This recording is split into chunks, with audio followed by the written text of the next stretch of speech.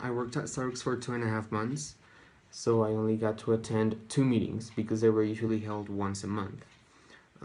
They were held at Starbucks, at the actual place that I worked on. That was good for me. The only bad thing is that they were held at 11 p.m. And this was because we had to wait for all the customers to leave the store and we had to close the store.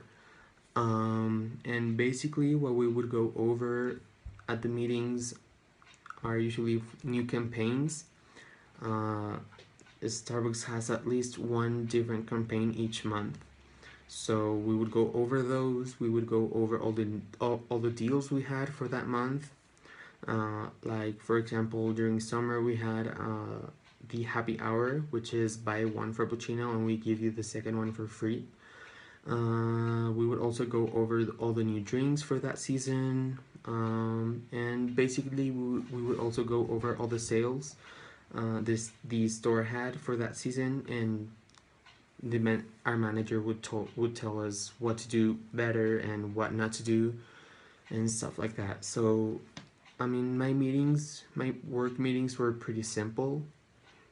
They were usually 1 hour long, 1 hour and a half at most, so that was really good for me. And yeah, I mean, I actually enjoyed our working meetings. They were not as bad as I would have expected.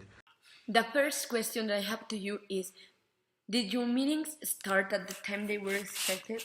No, sadly, our meetings didn't start at the time they were expected to, and because there's always that one that comes in late.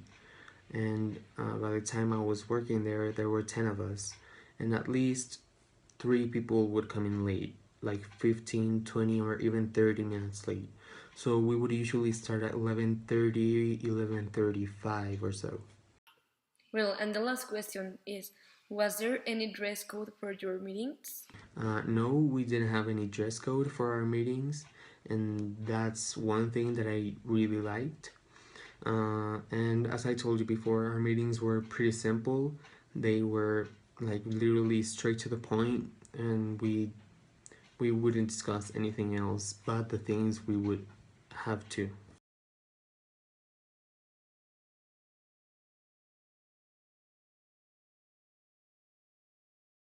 I enjoy working with Tomas Manuel. He's from Aguascalientes. We work in a company named Cíclica. This company sells the subject of sustainability to schools, principally to schools of elementary and kinder years.